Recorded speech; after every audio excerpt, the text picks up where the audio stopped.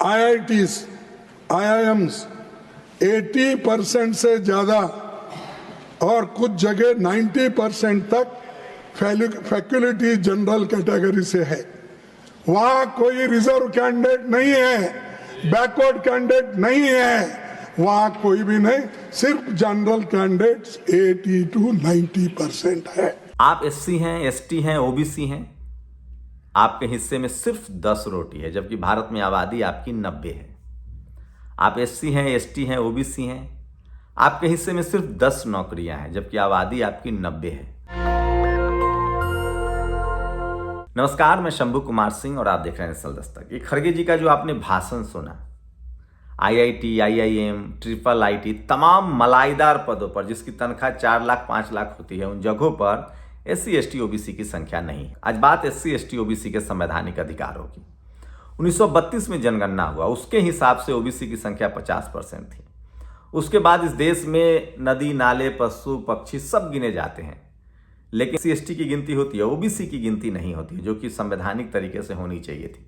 खैर, हालात बदले, समय बदला, SC, ST, OBC के लोग जागरूक हुए और बिहार में 1932 के बाद SC, ST, OBC की जनगणना हो गई। वहाँ भी पता चला कि SC, ST, OBC 90% है। उसके बाद राहुल गांधी ने मोर्चा खोल दिया, बिहार में जनगणना हुई, SC, ST, OBC का आरक्षण बढ़ाया गया, हाई कोर्ट में रोक लगा दी, मामला सुप्रीम कोर्ट आ गया। उस पर भी बताऊंगा क्यों रोक लगाया जाता है। उसके बाद SC, ST, OBC का मुद्दा अब राहुल गांधी ने उठा लिया है। SC, ST, OBC के नेता भले न बोल रहे हो, उनकी समझ हो या न हो, बोल नहीं रहे हैं, राहुल गांधी ने अब इस मुद्दे को उठा लिया है। उसका नतीजा भी संसद में देखने को मिला। वो लगातार सवाल पूछ रहे हैं, RTI लगाया जा रहा है। राज्यसभा में खड़गे जो विपक्ष के नेता है, उन्होंने भाषण दिया और कहा कि IIT, IIM में सिर्फ और सिर्फ 10% जनरल SC, ST, OBC के लोग हैं। अब तेलंगाना के भी आंकड़े जारी हो गए हैं। तेलंगाना के आंकड़े के मुताबिक SC, ST, OBC के लोग जो हैं वो वहाँ भी 85 से 90% हैं। लेकिन तेलंगाना के मंत्रिमंडल में भी 7 जनरल कैटेगरी के लोग हैं और 2 OBC, 2 SC और 1 ST, टोटल 5 ही SC, ST, OBC 85-90% के लोग हैं। लेकिन ये सिर्फ तेलंगाना का सवाल नहीं है, इस देश में हर जगह आपको बताऊंगा। सबसे पहले बात जुडिशियरी में, जो सबसे बड़ा फैक्टर है, जुडिशियरी में SC, ST, OBC की भागीदारी 10% से भी कम है। ये बात कई बार संसद में कहा जा चुका है। हाई कोर्ट, सुप्रीम कोर्ट में जब तक आपके जज नहीं होंगे, आपको न्याय नहीं मिलेगा। ऐसे एग्जाम्पल बता रहा हूं। आज तक SC, ST, OBC का आरक्षण के खिलाफ फैसले आते रहे हैं। SC, ST का वर्गीकरण कर दिया गया, OBC लागू हुआ तो क्रीमी लेयर लगा दिया गया।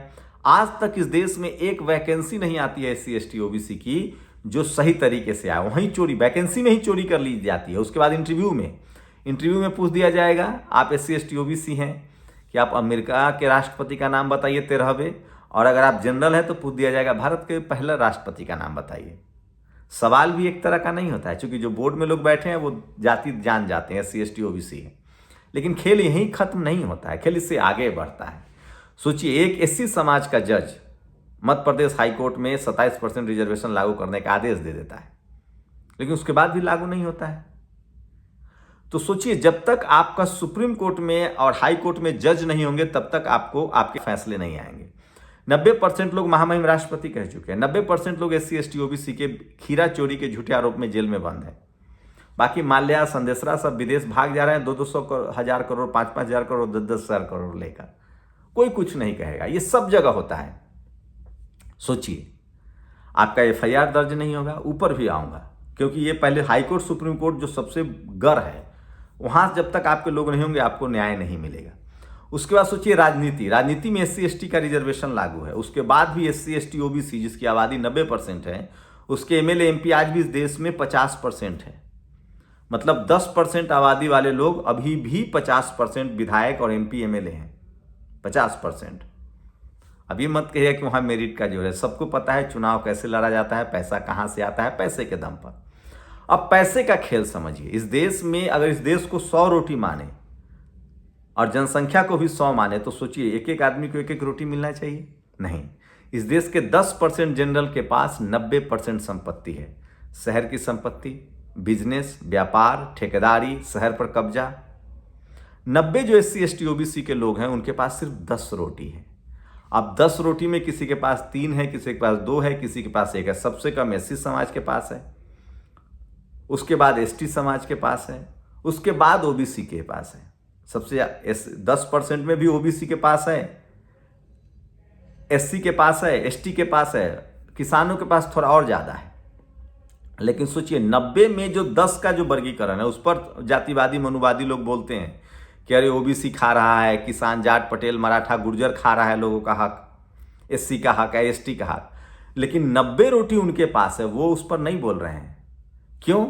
क्योंकि बोलने का अधिकार उनके पास है। सोचिए खड़गे जो बयान दिए हैं कि 90% लोग faculty IIT, IIM, medical college, engineering college में कौन है, तो सोचिए कितनी नौकरियां होंगी। 545 सांसद हैं, लेकिन प्रोफेसर कितने, डॉक्टर कितने, इंजीनियर कितने, उनकी तनख्वाह कितनी होती है, पावर कितना होता है। वाइस चांसलर, उन्होंने ये भी कहा है वाइस चांसलर को लेकर भी। तो जो पावरफुल पोजीशन है जुडिशियल मतलब इंस्टीट्यूशन में, एजुकेशन, कॉलेज, यूनिवर्सिटी में, वहां भी जनरल कैटेगरी के लोग हैं। अब आपको बताते हैं इन सबके वजह, इस सब मुद्दों पर बात करने के लिए मीडिया वो अभेद किला है जिसमें आज भी एससी एसटी ओबीसी का कुछ भी नहीं है। सरकारी हाईकोर्ट सुप्रीम कोर्ट में फिर भी 10% का रिप्रेजेंटेशन है, कॉलेज यूनिवर्सिटी में भी 10% का रिजर्वेशन है, जुडिशियरी में भी रिप्रेजेंटेशन है, अब तो क्रिकेट में भी आने लगे हैं। 10% तो संपत्ति है, लेकिन मीडिया वो अभेद किला बना हुआ है जहां एससी एसटी ओबीसी का रिप्रेजेंटेशन 1% भी नहीं है। ना कोई मीडिया हाउस है, ना आपका कोई पत्रकार है। सोशल मीडिया पर 10% रिप्रेजेंटेशन है एससी एसटी ओबीसी का सोशल मीडिया पर, तो आप पर एफआईआर दर्ज कराया जाएगा, आपके अकाउंट फ्रीज कर दिए जाएंगे, बाकी लोग डर सहम के नहीं बोल रहे हैं। तो ये स्थिति है। इससे बचने का एक ही तरीका है, कास्ट सेंसस हो और ओबीसी को कम से कम 50% रिजर्वेशन मिलना चाहिए। उसके बाद एससी एसटी ओबीसी टोटल मिलाकर 85% से 90% जब तक आपके विधायक और सांसद नहीं होंगे तब तक आपको आपका अधिकार नहीं मिलेगा, क्योंकि सारे कानून संसद से बनेंगे।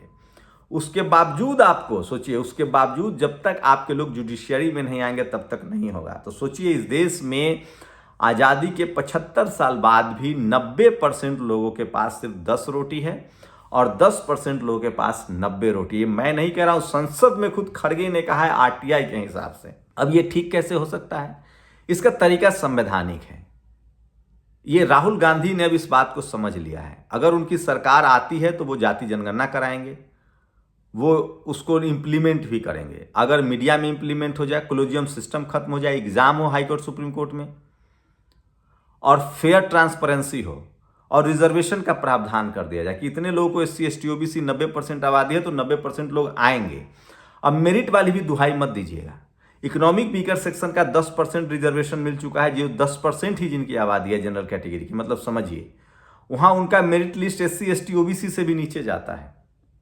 एससी एसटी ओबीसी में अब लोग तैयार हैं, उससे ज़्यादा लोग तैयार हैं।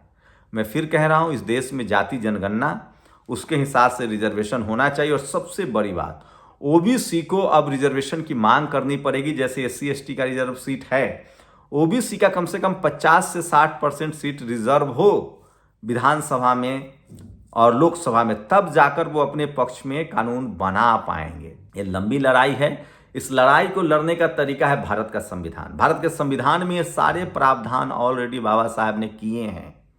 अगर भारत का संविधान पूरी तरह से लागू कर दिया जाए और जुडिशियल रिफॉर्म लागू कर दिया जाए तो हर जगह एससी एसटी ओबीसी के 90% लोग आ जाएंगे। और इससे फायदा क्या होगा कि देश चीन और अमेरिका के बराबर खड़ा हो जाएगा।